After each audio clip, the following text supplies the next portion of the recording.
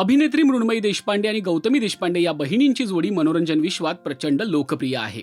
दोघींनीही आपल्या कामातून प्रेक्षकांना जिंकून घेतलंय.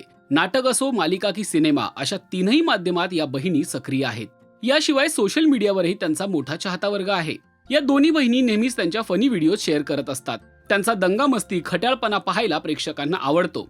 या दोघींनाही सख्खा भाऊ नाही, पण रक्षाबंधन हा सण त्यांच्यासाठी खूप लाख मोलाचा आहे.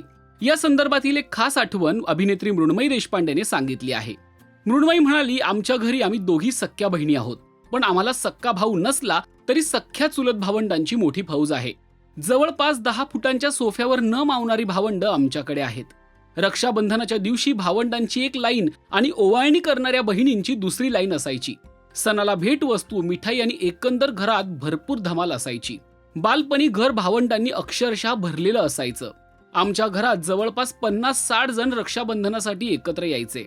पुढे मृण्मयी म्हणाली की दिवसभराच्या गोंधळानंतर जेवण झालं की आम्ही सगळी भावंड एका खोलीत जाऊन 2-3 तास झोप काढायचो. आमच्या त्या झोपलेल्या अवस्थेतील काही मजेशीर फोटोज आणि व्हिडिओज देखील आज पाहिले की आम्हाला हसू आवरत नाही. मोठं झाल्यावर मात्र प्रत्येक नात्याला एक वेगळा आयाम मिळतो. आज आमचं नातं खूप प्रगल्भ झालं आहे. एकमेकांना न सांगताही अनेक गोष्टी समजतात. गरज पडली की आधार दिला जातो आणि भावना पटकन ओळखल्या जातात. भावंडांचं हे नातं आता आणखी घट्ट झालं आहे. मला याचा खूप आनंद आहे, अशा शब्दात मृण्मयीने आपल्या भावना व्यक्त केल्या आहेत. दरम्यान मृण्मयी झी मराठीवरील सारेगमप या शोच्या नव्या पर्वाचं सूत्रसंचालन करत आहे.